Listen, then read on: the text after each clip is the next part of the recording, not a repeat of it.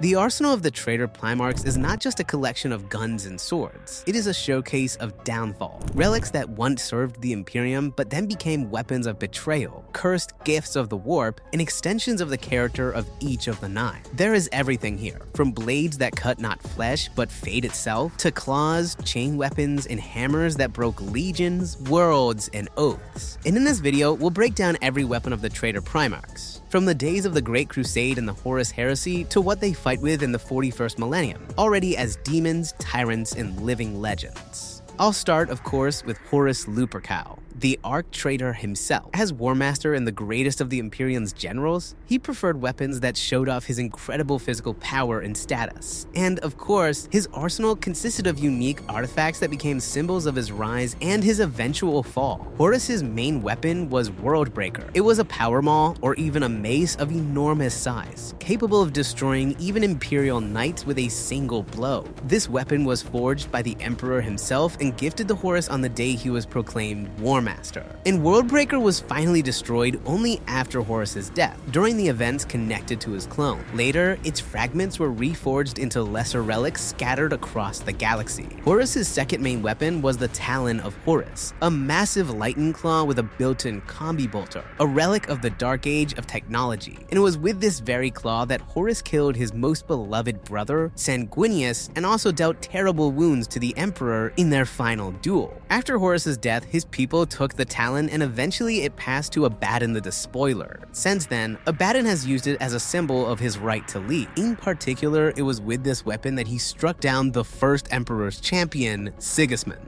Although Horus possessed a devastating arsenal, he also experienced the power of his brother's weapons himself. For example, the Spear of Rus. During his battle with Leman Russ, Horus was pierced by the Dionysian spear. For a brief moment, the spear's mystical power cleansed the War Master's mind of the corruption of chaos, revealing the truth to him. However, Horus quickly recovered and continued the battle. In general, many Primarchs received weapons from Fᴇᴜ-Manus, the great smith among the Primarchs. But Horus stands apart because his main weapon, Worldbreaker, was a direct gift from the Emperor himself, and at the very moment of his greatest elevation. Overall, Horus's weapons remain a black stain on history, a reminder of the greatest betrayal in the history of Warhammer 40k. Next, we move on to Fulgrim, the Primarch of the Emperor's Children. His weaponry reflected his pursuit of perfection and aesthetics. Unlike many of his brothers, he chose weapons not so much for their effectiveness, but for the opportunity to demonstrate his mastery as a swordsman. His arsenal went through dramatic changes as he fell into the embrace of chaos. At the beginning of his path, Fulgrim used elegant instruments of war, many of which were symbols of his friendship with Fᴇᴜ-Manus. For example, Fireblade, an elegant power sword gifted to Fulgrim by Fᴇᴜ-Manus. It was perfectly balanced for duels and could generate incredible heat. Although it was not as powerful as heavy crushing weapons, Fulgrim preferred it for its lightness. Next is Firebrand,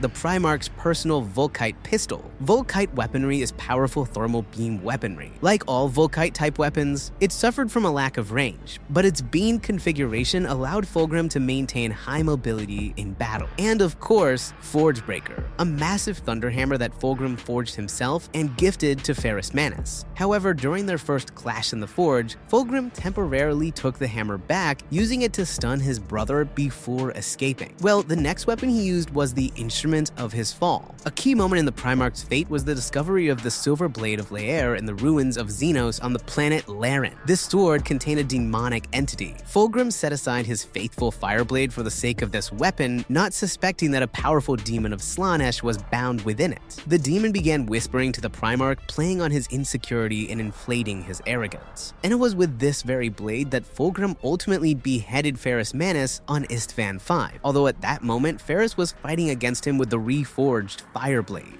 After his ascension to the status of a demon prince, Fulgrim abandoned ordinary deadly weapons in favor of supernatural gifts. First, there are the Blades of the Phoenician. Now he uses exquisite demonic blades capable of cutting through entire squads of elite warriors and war machines. The history of Fulgrim's weapons is a path from Fireblade, forged in brotherly love, to cursed artifacts that sow death and decay. Magnus the Red, Primarch of the Thousand Suns, the one who totally didn't betray anyone, stood out among his brothers because his main and most destructive instrument of war was not steel, but his own mind and the energy of the war. While other Primarchs relied on blades and bolters, Magnus fought with the very essence of chaos and psychic power. Only the Emperor himself surpassed him. Nevertheless, he also wielded unique physical weapons that changed along with his fate. First, the Blade of Anunnurta. During the years of the Great Crusade, Magnus used this blade forged in honor of one of the myths of his homeworld, Prospero, and it served as a symbol of his status and loyalty to the Imperium. The second blade is the Blade of Magnus. When the Primarch bound his fate to the ruinous powers, his old weapon was reforged. Now, it is a demonic artifact with supernatural properties. The blade can transform and change its shape depending on Magnus's current desires and needs. And this weapon, born from the warp, is an extension of the will of the Demon Primarch.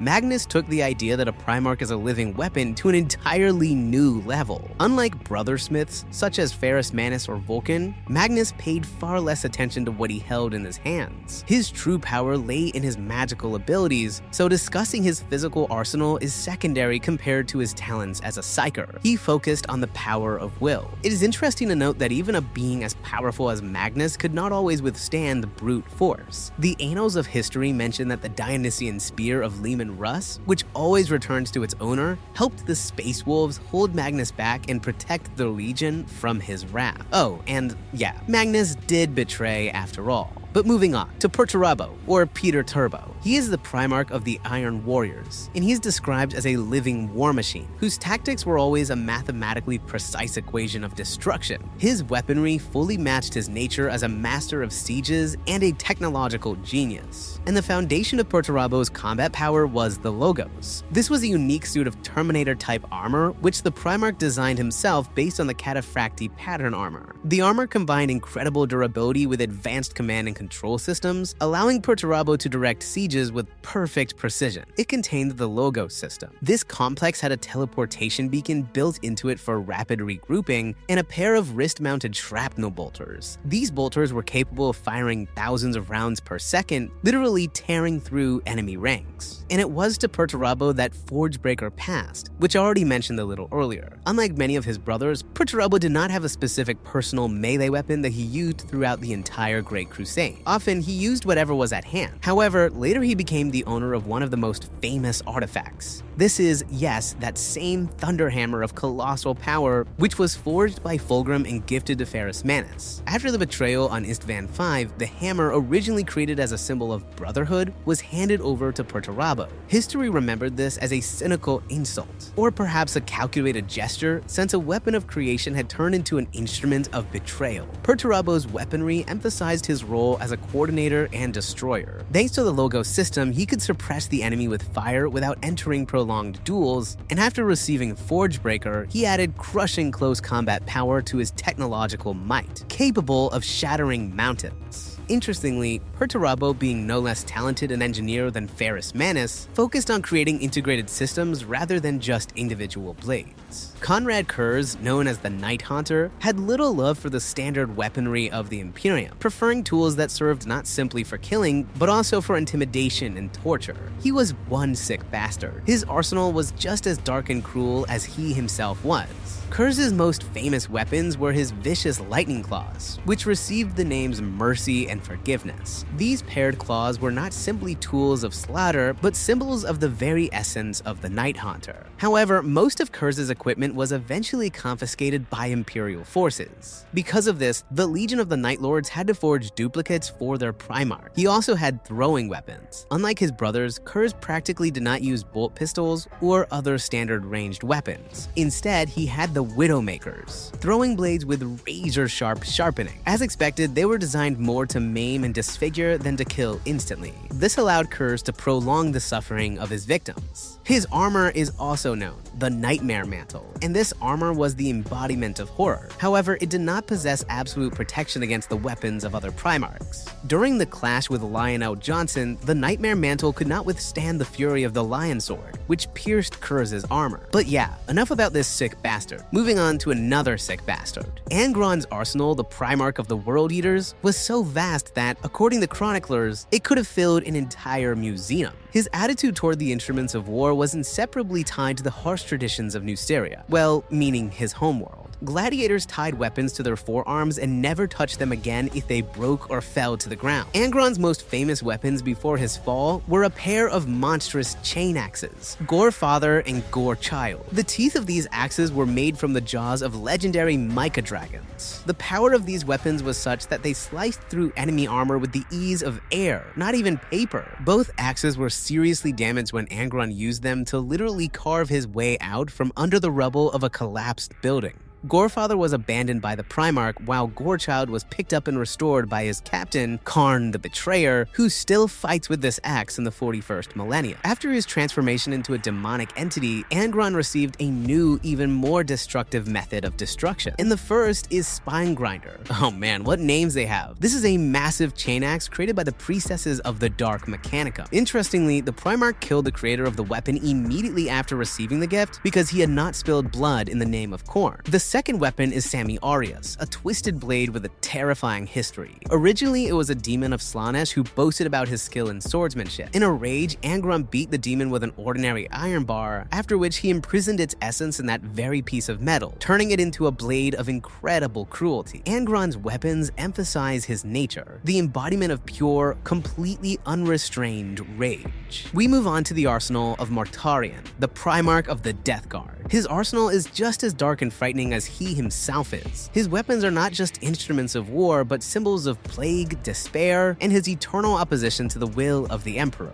Mortarion's most recognizable weapon is Silence. It is a colossal two-handed battle scythe that became the embodiment of death and decay. The scythe itself is saturated with the rotting power of Nurgle, and every swing of its blade becomes a new vector for spreading infection. The scythe does not merely inflict physical wounds. The very air it cuts through becomes poisonous. It carries diseases capable of instantly causing the lungs to rot and flesh to necrotize. And as a secondary weapon, Mortarion uses the Lantern, a powerful energy pistol with an unusual history. Originally, this pistol belonged to a slain cult leader and was taken by the Emperor from the battlefield as a trophy. When Mortarion took command of his legion, the Emperor offered him a magnificent power sword as a gift. However, the Primarch, demonstrating his rebellious nature, rejected his father's sword and instead chose the Lantern from the Imperial vaults. Mortarion uses the Lantern to disintegrate enemies he considers unworthy of death by his scythe. If I were in his enemy's place, I'd honestly be happy about that. And this weapon remains in his hands in the 41st millennium, serving as a blinding and terrifying message to all enemies of the Lord of Death. Mortarion's weaponry, as with his brothers, deeply reflects his character, harsh, methodical, and soaked in hatred for excess. Lorgar Aurelian, Primarch of the Wordbearers, possessed an arsenal that emphasized his status as a spiritual leader and preacher. His weapon was a powerful symbol of faith, which he later used to destroy the very Imperium he had once praised. And Lorgar's main weapon was a luxurious decorated power maul, or Crozius, which became his symbol of authority. This was the Illuminarum. The maul was forged by Ferrus Manus, and Ferrus gifted the Illuminarum to Lorgar as a sign of brotherly cooperation. Lorgar himself, for a long time, saw this weapon more as a ceremonial symbol than as an instrument for killing, which is ironic despite its original message for peaceful cooperation. During the Horus Heresy, Lorgar used this maul to destroy the greatest champions of the Imperium. As a secondary weapon, the Primarch used an ancient pistol with the ironic name Devotion. This was an extremely cruel artifact, surpassing even many technologies of the Drukhari in its mercilessness. The pistol created a powerful gravitational field around the target, and instead of a normal shot, it forced enemies to literally break apart under the weight of their own bodies. The name of the pistol perfectly echoed Lorgar's religious fanaticism and the way religion would be used by both sides of the conflict in the following millennia. It is interesting to note that Lorgar, like his brother Magnus the Red, often relied on his growing psychic abilities and oratorical skill. However, when it came to physical combat, his weaponry, especially the gravitational pistol, provided him with executions that matched his dark and fanatical worldview. And now we have reached the final pair of Primarchs, the twin brothers Alpharius and Omegon. Their weaponry is wrapped in the same veil of secrecy and disinformation as the Primarchs themselves. Because of their tendency toward disguise, and because any ordinary legionary could pass himself off as Alpharius, it is extremely difficult to determine the exact ownership of certain artifacts. Nevertheless, two key examples of their equipment stand out. The first is the Pale Spear. This is the most famous and mysterious weapon of Alpharius. It is a strange artifact that, according to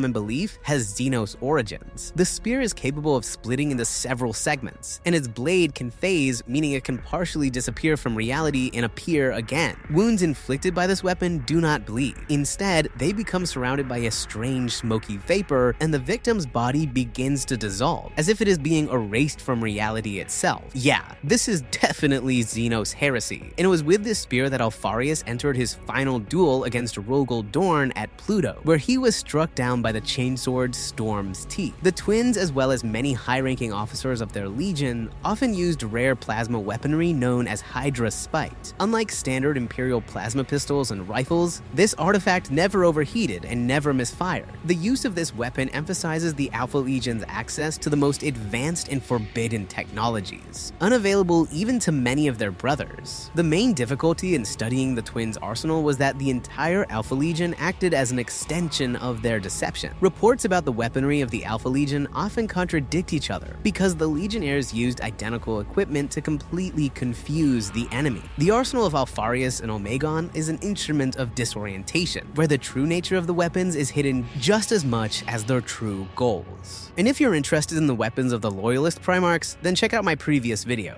If you found this interesting, don't forget to leave a like and subscribe. And may the Emperor's blessing be with you, or may chaos grant you its finest gifts, if you are devoted to that side.